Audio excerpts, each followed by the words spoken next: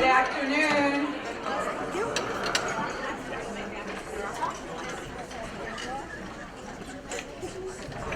Thank you. Good afternoon and welcome to South Shore Arts. I'm Tricia Hernandez, the Director of Marketing and Development. Wow. I never get applause. That's great. Thanks to all of you for coming. We know schedules and people had to be adjusted. Some of you are even new to us, and that's wonderful. But thank you for all of your efforts to join us for this 24-year tradition, John Cain's holiday reading. So 24 years ago, it started with John reading A Christmas Memory by Truman Capote. So Truman is back this year, our very own John Cain. And his very special guest, Jim West, joins him. I know. For a never been done before dual reading, these two haven't been together on stage since 1975. So a real treat is on the way for you guys. Today's presentation, 7 Swans a-Swimming. So I want to say special thanks to our sponsors every year from the very beginning. Vanna Salon and Day Spa, thank you. Chris and Olga and Liz. And now for the 9th year, we have Frankie Fesco and Community Healthcare System.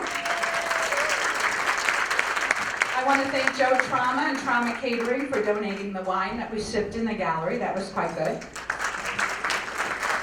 So I hope you had a chance to enjoy that gallery exhibit. It was fun. Hidden Perspectives, 2D and 3D work by Ryan Boyer and Eric Tucker. But opening April 22nd is our 44th annual Tri-County Junior High School exhibition. You have to come to this. You will be inspired by all of the student talent. Art is everywhere, floor to ceiling, 800 pieces, 33 schools. And of course, I have to mention the ball. We have a lot of street cred. This is the 24th reading, the 44th high school show, the 25th Beaux-Arts Ball. It's on June 1, so mark your calendars. The Symphony, of course, have Tchaikovsky's Ballets concert coming up next Friday. We close the season with Showboat and Show Tunes. And the Women's Association of Northwest Indiana has their May wine brunch on May 9th. So before we start, we want to give special thanks to Judith Mayer. Where are you, Judith Mayer? There she is. And Judith Mayer created, so along with all the wonderful design that she does for South Shore Arts and the branding, for the last 17 years, she's also designed John's reading invites, and they're always very cool. So more thanks to our raffle sponsors, Josh and Ashley Halpern and Alberts, Jeff Strack and Strack and Van Til, Gloria Tui and Indiana Ballet Theater, the Downtown Hammond Consul, Karen, Maravilla, Raimundo Garcia, it's just serendipity, and El Taco Real Restaurant, the South Shore Convention and Visitors Authority and Dixon's Florist. We're going to draw for the raffle like we usually do right at the end of the reading. Thanks to Kelly also and our wonderful South Shore Arts staff. Let's give them a hand. Okay, The Swans of Fifth Avenue, the novel by Melanie Benjamin, is available in the gift shop. We have, I think, only 24. I don't know what we're down to right now, but be sure and take that. And the centerpieces, everybody always asks about the centerpieces. Take them. We're not going to store plastic swans, okay? If you want them, take them, okay? All right, so now we're going to ask everybody to check their cell phones, please, real quick. We don't want any dings or bongs or dogs barking.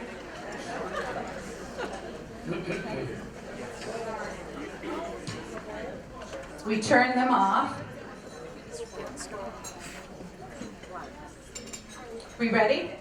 Okay, so it's certainly my pleasure to introduce John Cain and Jim West.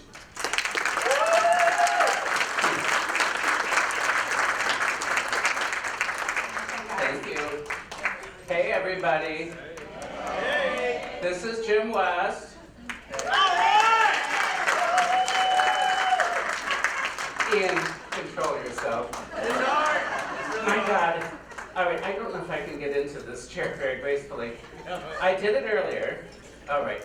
So Jim and I met in September of 1972 in the quiet, peaceful village, that's what it's called, of Westerville, Ohio, which is where Otterbein College is located. where we went to school. It's a very good theater school, and we have one friend who's almost won a Tony Award 3 times that we did play shows with, and Dee Hody is her name. And our first show together was Alice in Wonderland. Jim was the White Rabbit, and I was a very glamorous caterpillar. I had a gold lame turban, and really, I wish I still had that turban. Are you not on? Hang on a second. We're not good at the technical. Harry, we need help. It's not turning on. He's coming. So we did, I was in green velour, and I was on a mushroom, and I had a hookah. I want to talk more about my caterpillar costume. Oh, we have a dead battery. I'll just wax on for a while.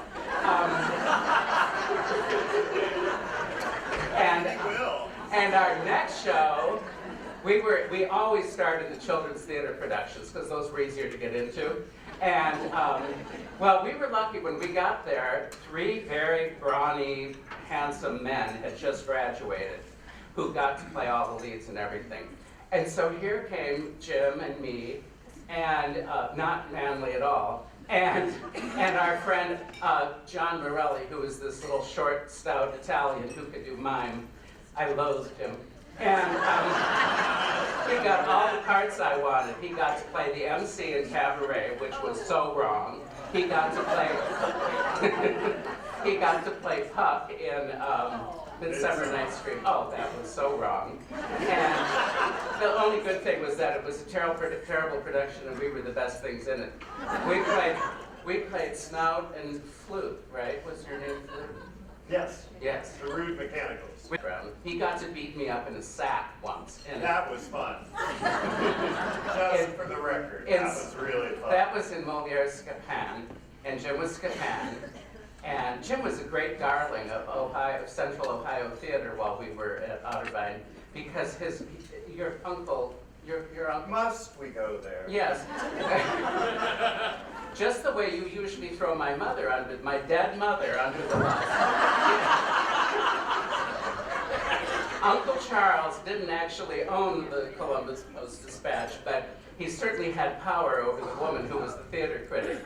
Her name, because we did it willingly. We were so mystified, all of us, by the fact that Jim was getting these rave reviews all the time.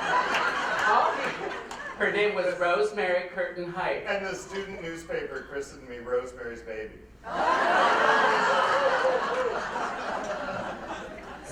So we hated him sometimes, and Jim always got a good review. Where he was called brilliant, I was called something of an enigma.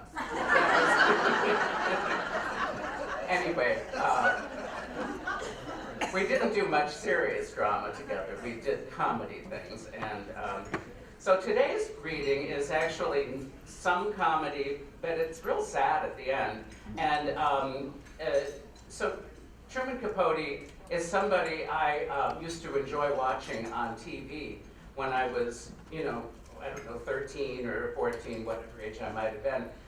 I'd always enjoyed singing along with my mother's Judy Garland records and Barbra Streisand records. So it wasn't a stone's throw, but a stone's throw to want to watch Truman Capote on The Tonight Show. I thought his voice was so funny, and little did I know that I would one day grow up to look just like him and sound quite a bit like him. Many people have asked about this graphic behind us. This is not me. This is Truman Capote on the cover of Esquire in 1975 or 6. So today's story is a combination of Melanie Benjamin's The Swans of Fifth Avenue, which just came out a couple of years ago. It was on the New York Times bestseller list. It's a great book. And I didn't use that much in the promotion of the reading. Judith and I called it Seven Swans of Swimming because we don't want to be sued by Melanie Benjamin. It's also, we were combining excerpts from the play True that won, I don't think it actually did win the Tony. Bobby Morse won for his portrayal. But it's a one-man play about Truman Capote that I did brilliantly at the...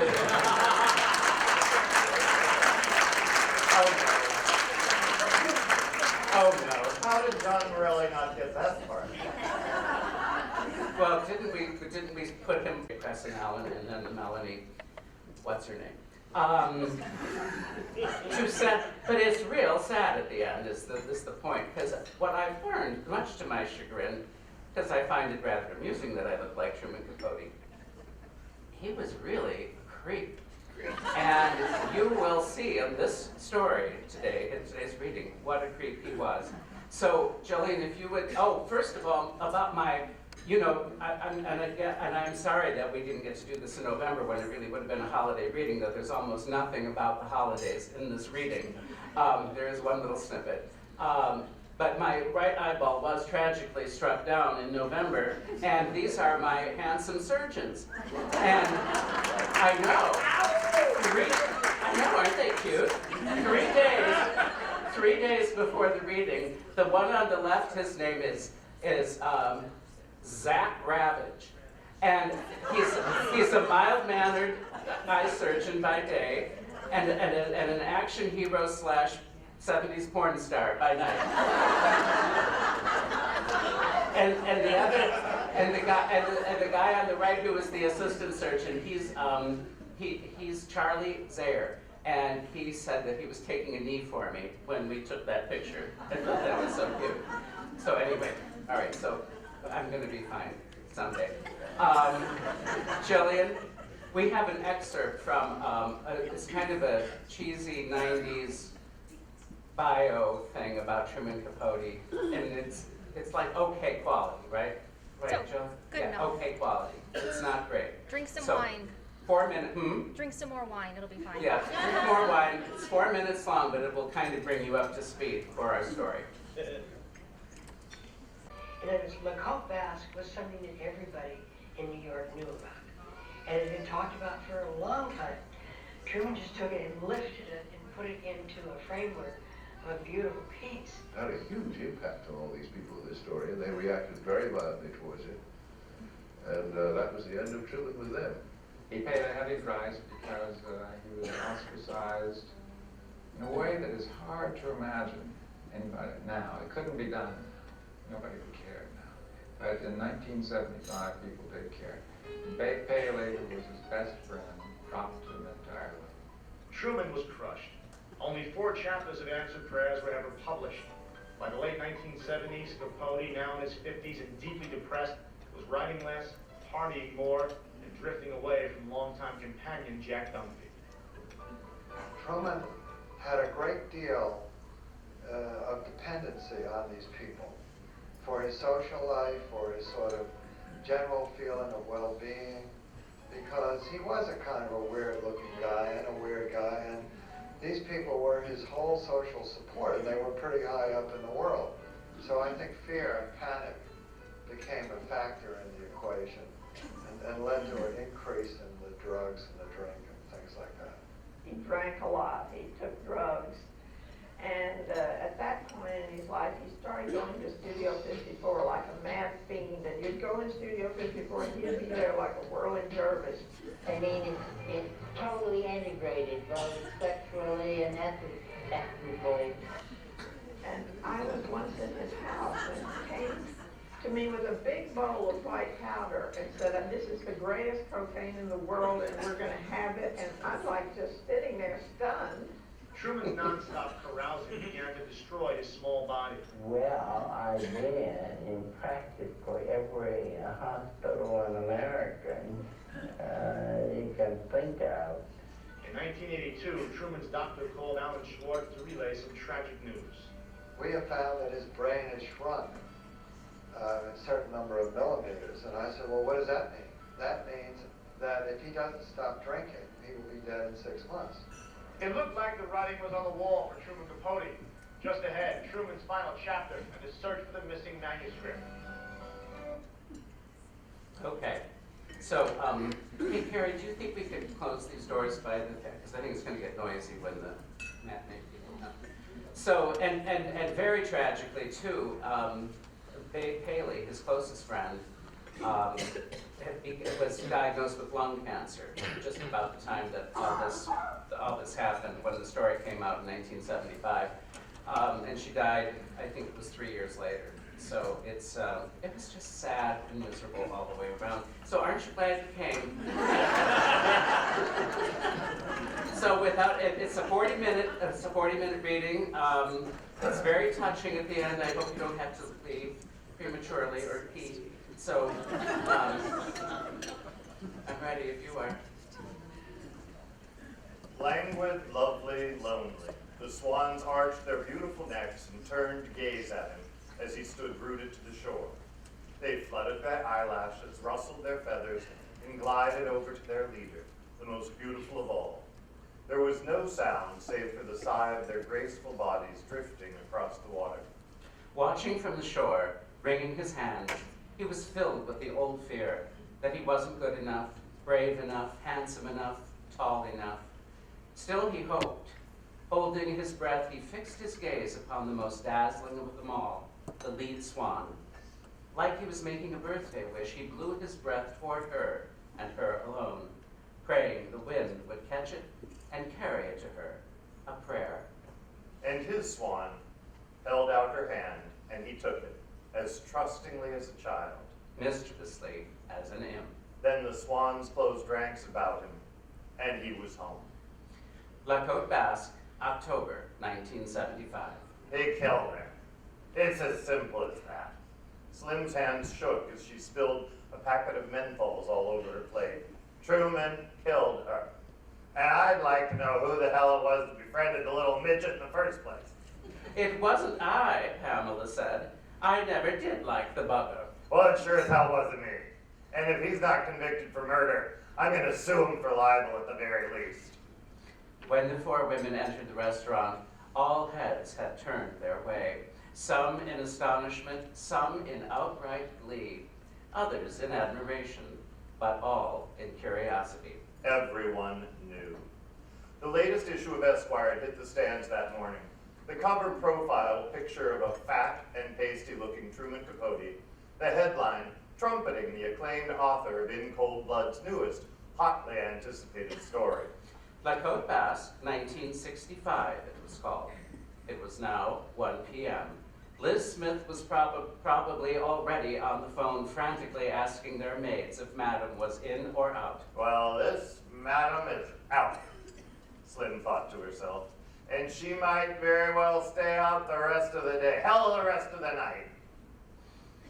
All my life, I've been telling things about myself that would make a baboon blush blue. I've been spilling the beans ever since I could talk. At this particular moment in my life, I stand accused of obscene treachery and betrayal because, to sort of jolt myself out of a depression, I let Esquire publish a chapter from a novel I've been working on for 20 years. The novel's called Answered Prayers. The title's from St. Teresa of Avila. She wrote, "More tears are shed over answered prayers than unanswered ones." That St. Teresa was one sharp little cookie cutter.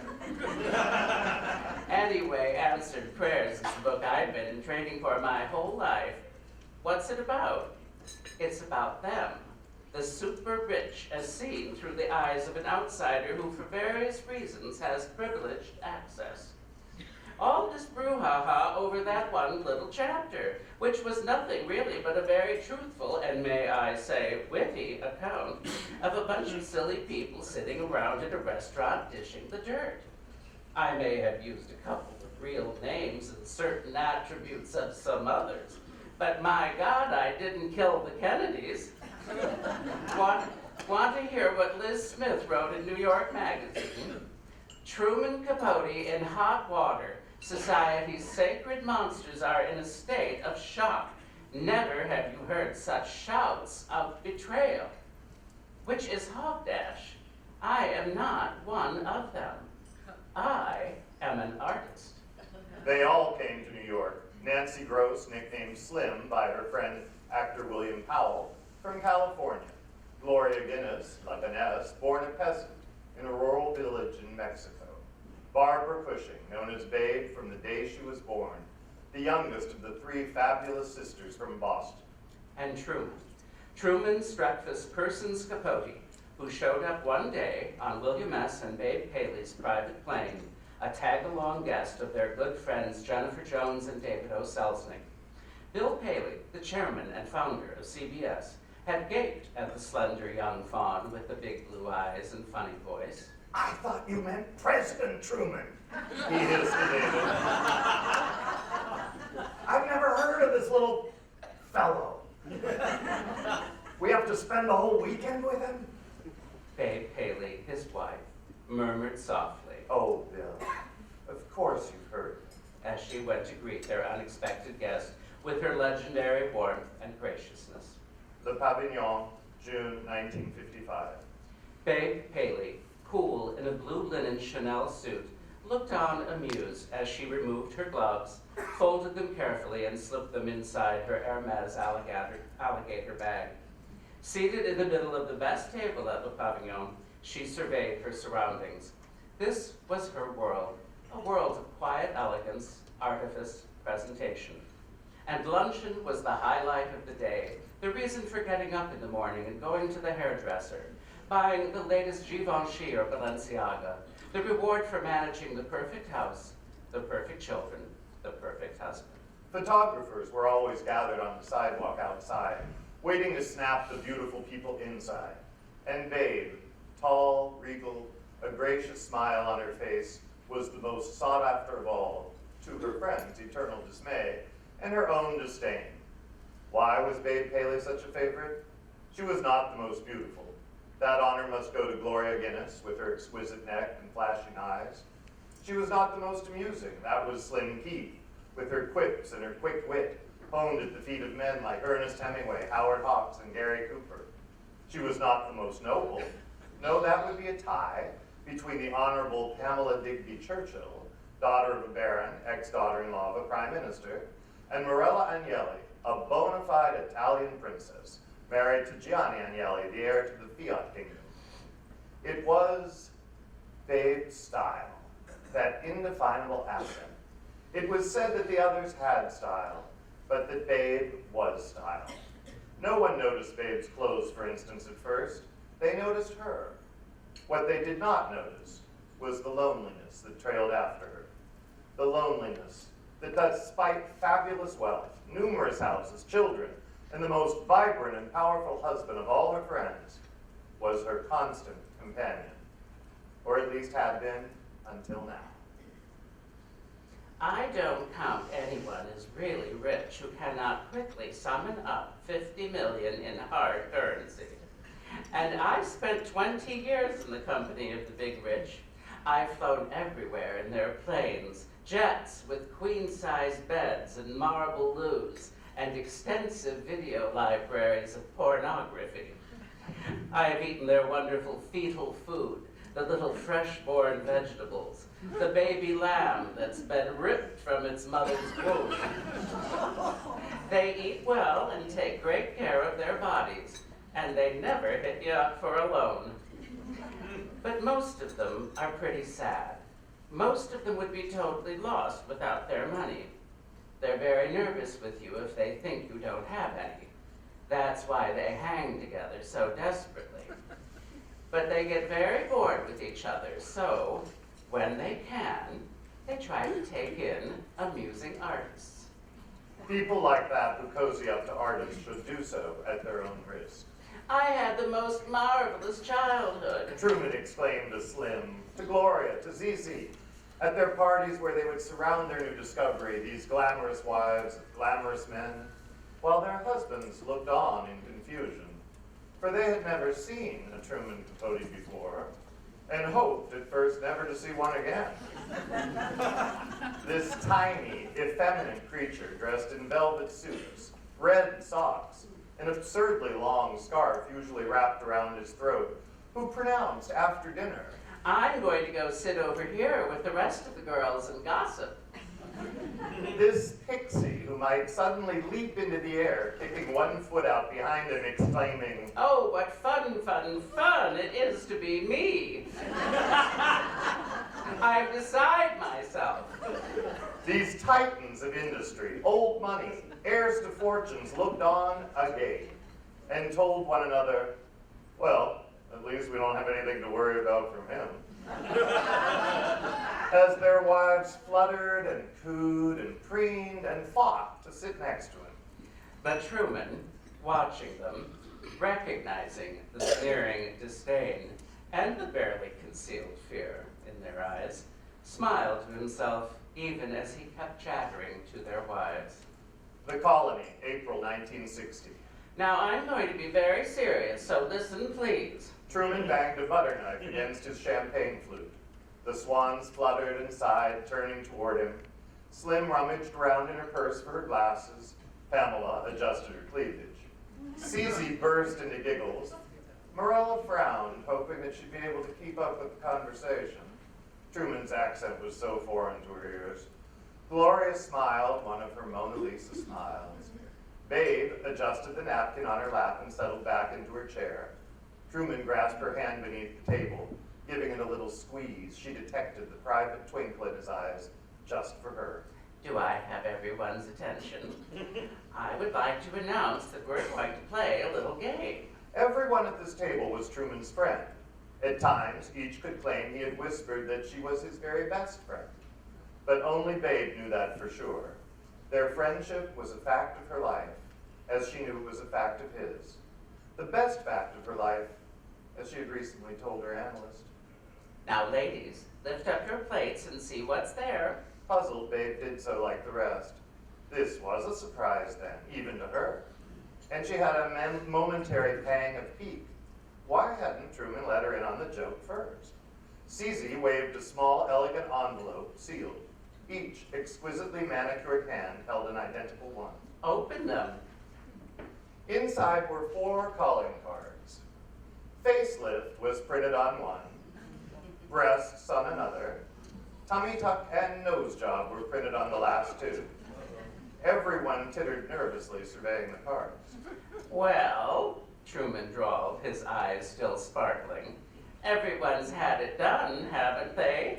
At least once. Pamela pulled her neckline up. Gloria reached for her bag, ready to manufacture some kind of excuse for leaving. Cece laughed. Slim watched Babe, who had paled, even as she continued to gaze smilingly at Truman. Trusting him, Slim realized. Completely trusting him. Not to humiliate her or anyone else at this table. Now, I'm going to call out a name, and I want you each to hold up the appropriate card. Let's start with something easy. Marilyn Monroe. A darling girl and a dear friend of mine, but oh, what a mess.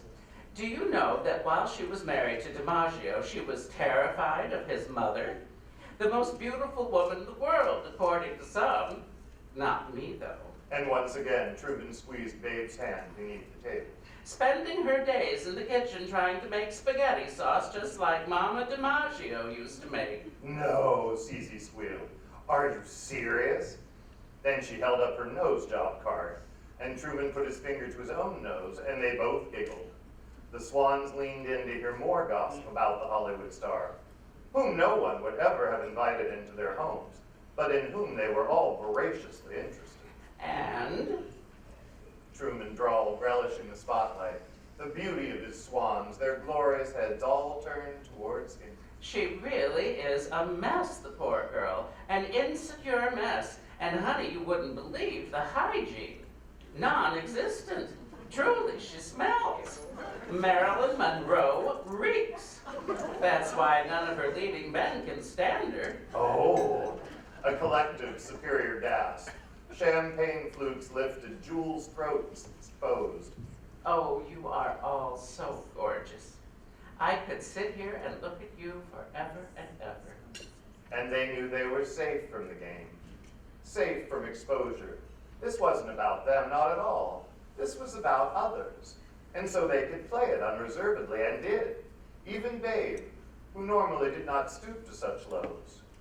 No one had ever heard Babe Paley say a catty thing about anyone else. And here she was, holding up her facelift card and giggling like a 12-year-old.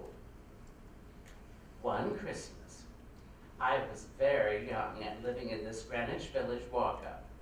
It was Christmas Eve and there was a party I was invited to, but it wouldn't start till late. I was alone in my apartment, a little depressed, so I decided to open one of my presents. The one that caught my eye was a box from Bonwood Teller, which made me hope that it was something nice. It was from a very naughty friend, and I feared it was a joke, so I opened it. Well, what was in that box from Bonwood Teller was a girl's nightgown, a pink shorty with lots of ruffles.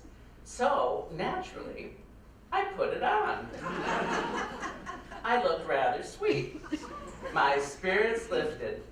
It was still at least an hour and a half till time to go to the party, so I just sort of drifted around the apartment, straightening things up, taking out the trash, and got locked out in the hall, barefoot in the new Nike. It was cold, 6 above 0, and I figured I couldn't afford to stand on my dignity, so I rang my neighbor's bell. Both neighbors. No response. So I ran upstairs and tried the 3 apartments up there. Nothing. Nobody home.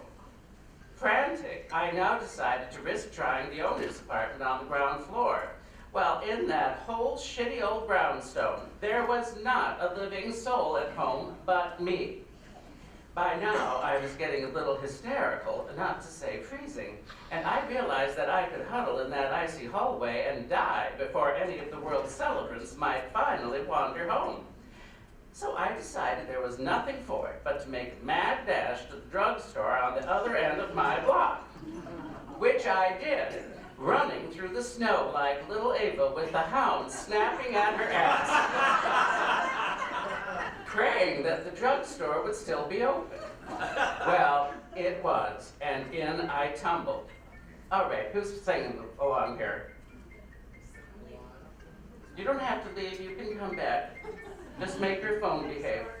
It's all right. So where was I? Praying Little that Ava. little Ava snapping at the S, praying that the drugstore would still be open. Well, it was, and in I tumbled. There was nobody in the store but this old man behind the prescription counter.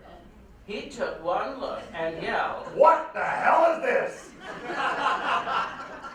And I explained my predicament, said I would have to have a nickel to use the phone to call somebody to come and help me, and he screamed, "Get out of here, you disgusting fag!" well, it wasn't going to do me any good to get haughty, because I had to have that nickel. So just as nice as pie, I said how sorry I was, but I couldn't get out of the store until I got a nickel and called for help.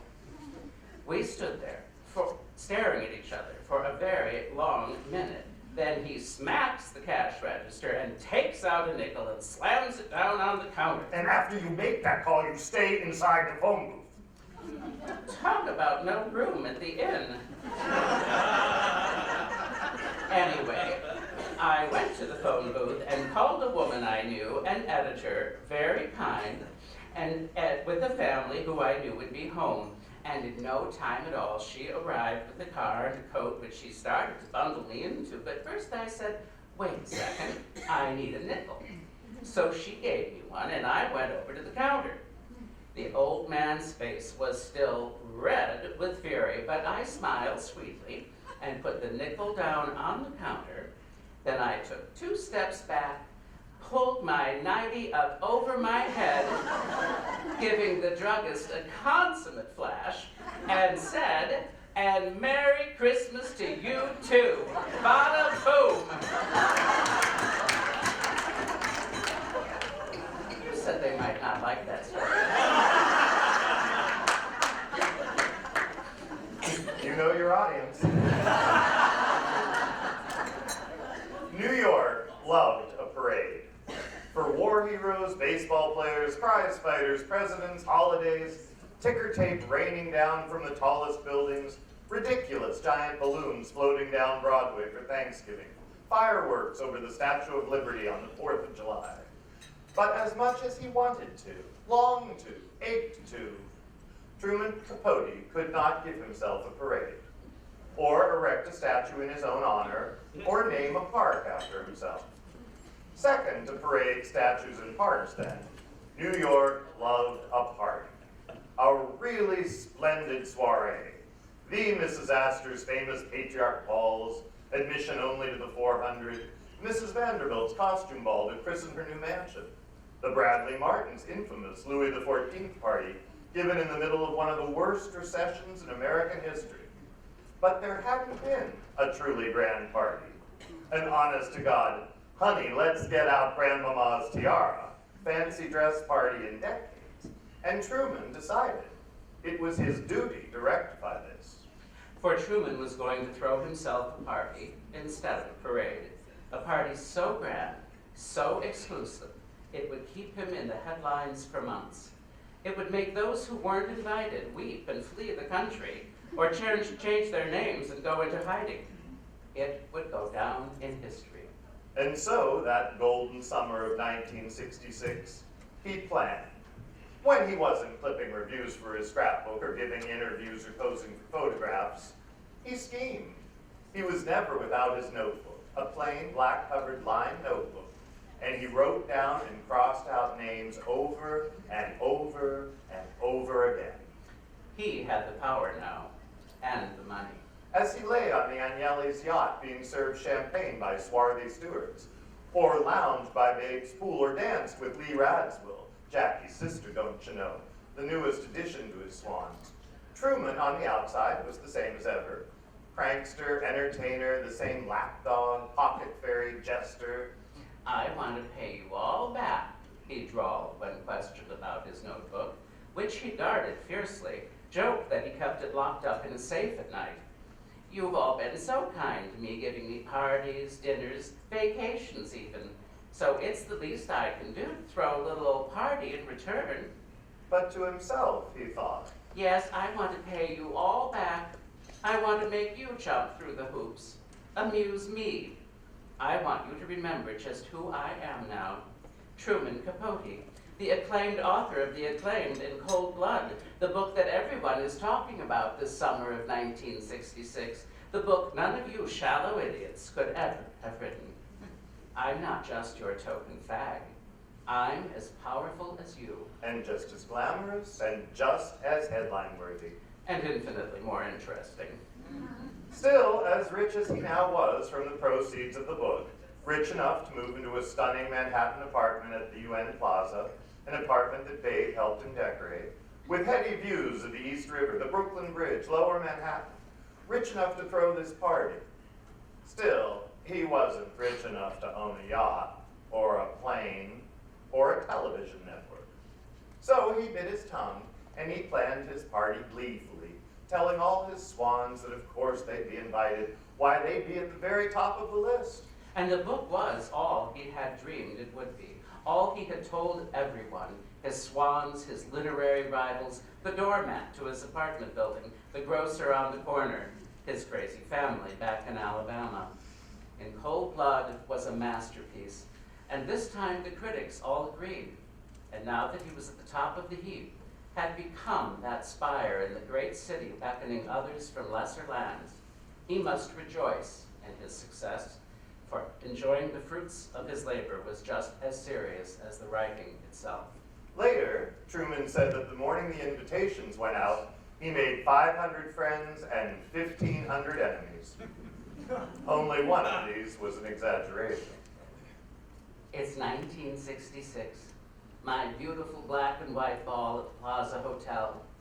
It cost me $75,000, worth every penny of it. 400 of my truest friends are there. The press called it the party of the decade.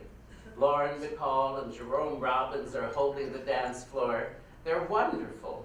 Everything is wonderful. It's my night. I'm at the top, the very top of my game. It was the best of times, it was the worst of times. The Manhattan of the late 60s and early 70s. Well, actually, it was just the worst of times. Did they know, the morning after Truman's party, that nothing would ever be the same again? Some claimed later that they did, that even as they were dancing, they felt like Nero fiddling while Rome burned.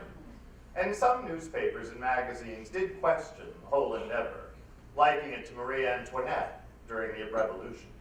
Strikes, transit strikes, garbage strikes, riots after Martin Luther King Jr. was killed. What a nice man, really. A few of them had met him in Washington. Harlem erupted. Not that any of the Swans ever went to Harlem, but still they could hear the sirens all night long. Nobody left your penthouse for fear of something. Then Bobby Kennedy. And Truman cried and cried. Bobby had been a neighbor in the UN Plaza, and they'd had drinks together. Although he always felt that Bobby thought he was performing some kind of civic duty in befriending a homosexual. Still, he had cried at his death, and had written poor Rose Kennedy a magnificent letter of solace, which he knew she would treasure forever if he did say so himself. Then Stonewall, and the village was suddenly crawling with drag queens and homosexuals. And surprisingly, Truman had little opinion about all this, even though the Swans all looked at him with great sympathy. But Truman went on as normal, didn't feel compelled to go down and march with any of the others or engage in kick lines in front of the police. And when they all asked him if he'd ever been to the Stonewall Inn, he wrinkled his nose and exclaimed, "Oh God, no, that place?" And crime. Crime and dirt and filth. The hallmarks of Manhattan in the 60s and 70s. Crime was right outside the door. Central Park was no longer safe at night with all the muggings and beatings and knifings. Times Square? Empty storefronts, hookers on every corner, drug dealers, cops on the beat, dirty, cheap stores that sold sex toys and inflatable dolls, plastic-looking lingerie. The people changed too. No one had manners any longer. No one dressed. Those hippie young men did not hold the door open for ladies.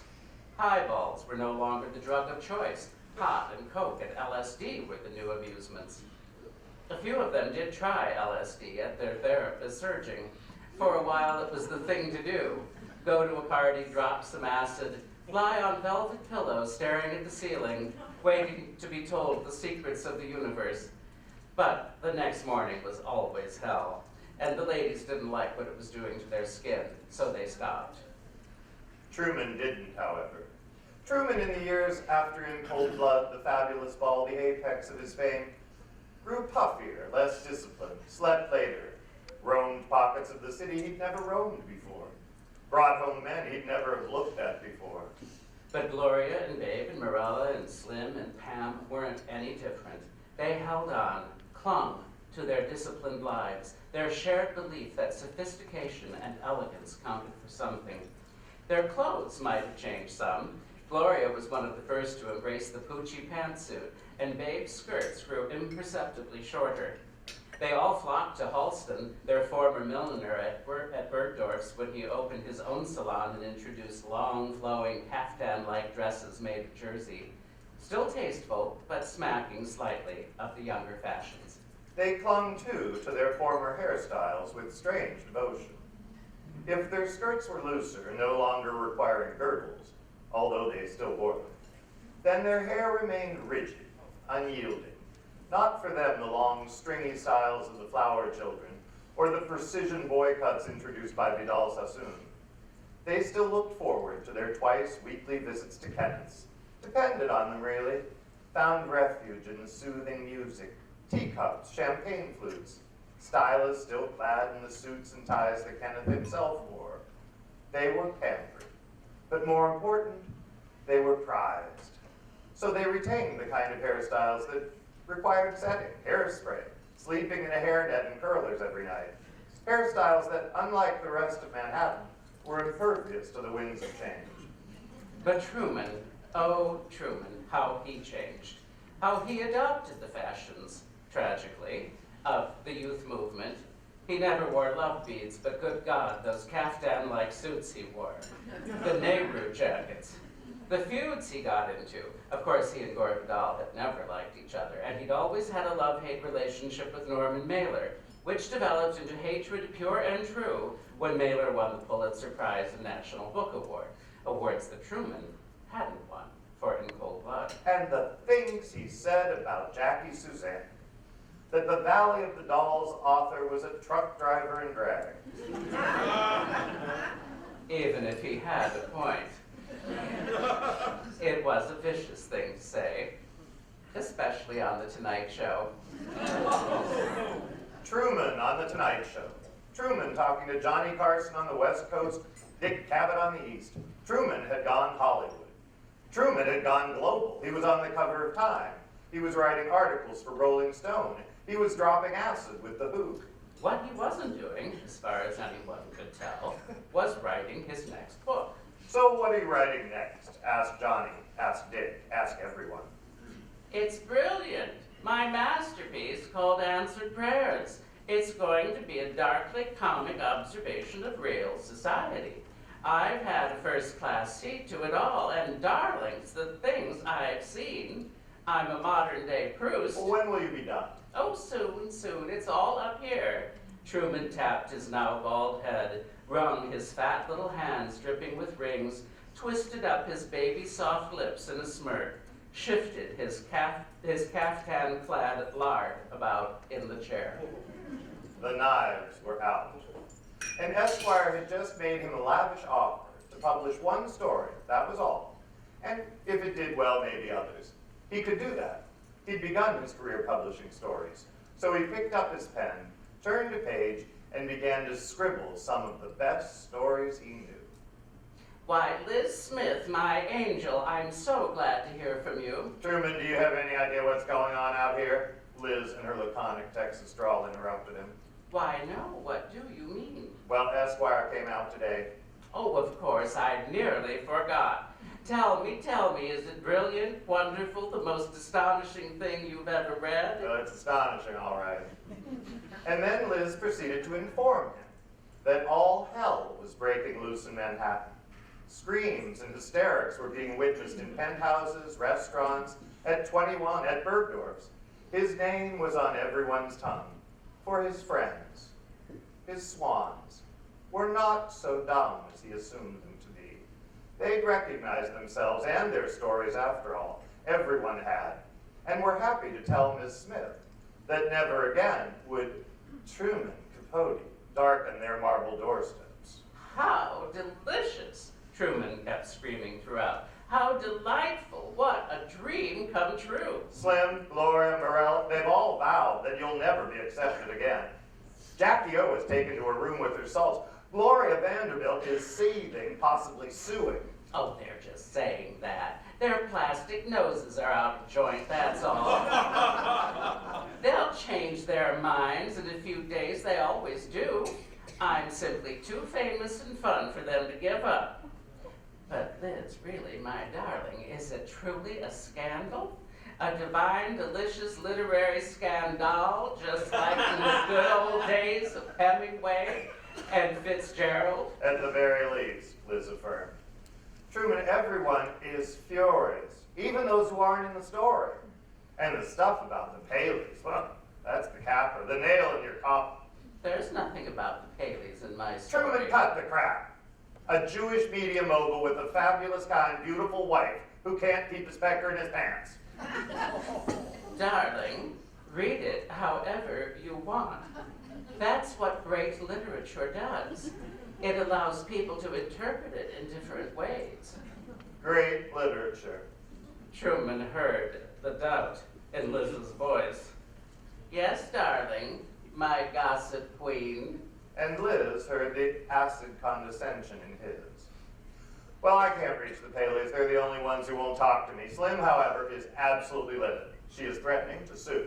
Oh, my dearest big mama, she never will. Slim's a smart girl. She knows better. They all know better. What did they expect anyway? Who did they think I was? I'm a writer. This will all be over soon. But not too soon, I hope.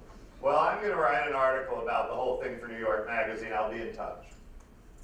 Truman hung up the phone and clapped his hands with glee. Oh, goody, goody, goody. He imagined he could hear from all across the continent millions of voices shouting his name. Truman, Truman, Truman! Any normal person with a normal sense of self-preservation would understand that all any artist has is his life and what he observes as he passes through it. And any serious writer hanging out for years with the rich, well, you'd have to be deluded to the point of derangement not to know that that writer was taking notes. My God, I even told them. Everybody knew I was writing this book. What did they think I was there for? The intellectual stimulation? The wit? The spiritual uplift? I'm the one who brought intellect and wit to the party. Yes, and the spiritual uplift too, if anybody was buying. You know what I'd really like? I'd like to get dressed up and go to lunch with Babe and tell her everything that's going on at Studio 54. It's so stupid, this thing that's happened. I didn't do anything. I'd never deliberately do anything to hurt Babe.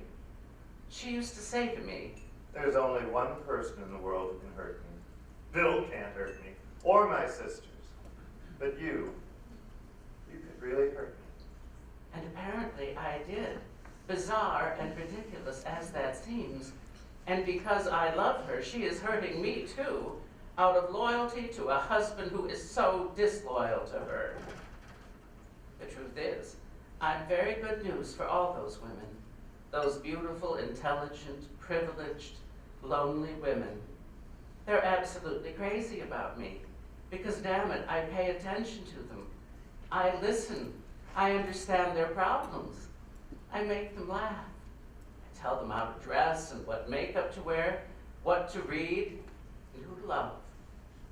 And when they're miserable, I tuck them into bed and tell them bedtime stories. And what they like best is something horrendous about someone impeccable. Don't we all? In the end, as in the beginning, all they had were the stories. I loved her. She was the great love of my life. My only regret. Truman breathed near the end, as he lay exhausted from the world, from abuse, from himself. I loved him. He was the great love of my life, Babe whispered to herself, as she closed her eyes and gave up the struggle, for it was ugly, and she had never done an ugly thing in her life, and she wasn't about to start now. I'm alone. They each thought, and one was amused. The other was appalled. Mama, Truman whispered as the stranger held his hand and called for an ambulance. Truman? Babe thought she said aloud as she felt herself sinking and then rising. But then she knew she hadn't. And then she didn't know anything ever again. Beautiful Babe, Truman said. And then he heard no more. Now there were no more stories to tell, to soothe, to comfort, to draw strangers close together, to link light hearts and minds. To wound, to hurt, to destroy the one thing that they each loved more than anything else, beauty. Beauty in all its glory, in all its iterations, the exquisite moment of perfect understanding between two lonely, damaged souls sitting silently by a pool in the twilight, or lying in bed, vulnerable and naked in every way that mattered. The haunting glance of a woman who knew she was beautiful because of how she saw herself reflected in her friend's eyes. Beauty. The swans swam ahead, their bodies gliding so that none could see the effort of their feet beneath the water, paddling, moving, propelling them forward. His body, however, was not like theirs. The effort always showed, and he panted and grunted, sometimes managing to sprint ahead, but always his brow perspired, his chest heaved, his breathing was labored. Sometimes the lead swan held out her hand, long and white and graceful, waiting only for his hand to grasp it. Then the two of them smiled their conspirator smile. And he felt himself no longer working so hard or falling behind, and it was effortless, the two of them together. But the swan swam on. They never looked back. No matter how much he cried, how he screamed until his throat was raw and his face was red, they glided forward, one by one disappearing into the shadows. And finally, She turned to gaze at him once more with those grave, understanding eyes. And he screeched her name, begged her forgiveness, pleaded for her favor. But she turned away and followed the others.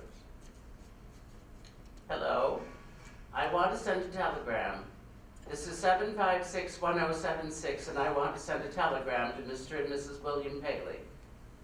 No, make that just Mrs. Paley. The address is Indian Hill Road, Brookville, Long Island. The message is, I am so sad and lonely for you, and it is positively unchristian that you should remain so unforgiving to a poor sinner over the halls. Halls, short for holidays. Now, where was I? I love you and I miss you, and that's the solemn truth, babe. Signed, True. True. T-R-U.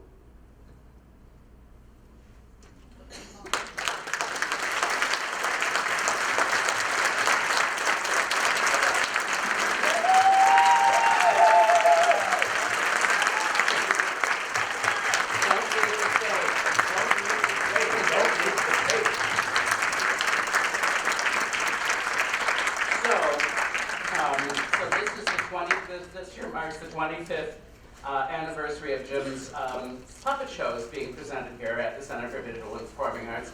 When I was going to be interviewed for my job, we were having cocktails on my patio, and we talked about ways that, ideas that I could share with the search committee that would sound arty and so forth. So we came up with the idea that we would have Jim's shows come, and the search committee people liked it right away.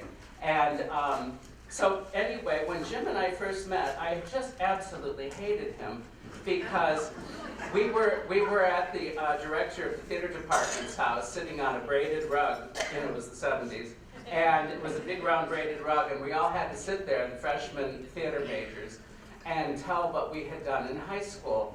And Sue Ann Cox and I had the longest list of accomplishments in high school. And Sue Ann came before me, and then it was my turn, and I listed all of my vast, the pinnacles of my career. And then it was Jim's turn, and Jim said, I've done nothing, but I'm going to be a star. Yeah! And the whole room cracked up, and he hated it. Oh my God, I just couldn't stand him. So, Jim, in recognition of your 25 years, we want to give you a star.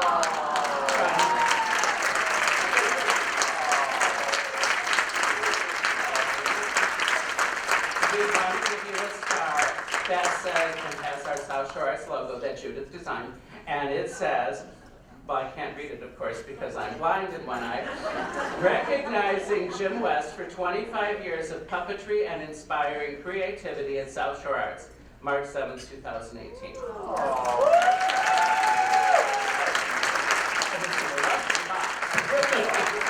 I would like to ask Ian Antal and Jarrett Thompson to come up real quick because they're the new generation of puppeteers.